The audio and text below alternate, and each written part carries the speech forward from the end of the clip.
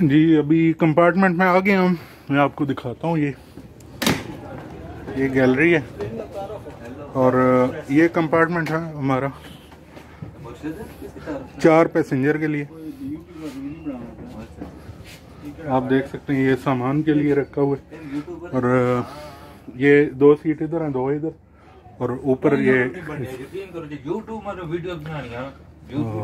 बाकी आगे इंशाल्लाह ताला मज़ीद बनाता रहूँगा मैं वीडियो, तो फिर शेयर करते हैं।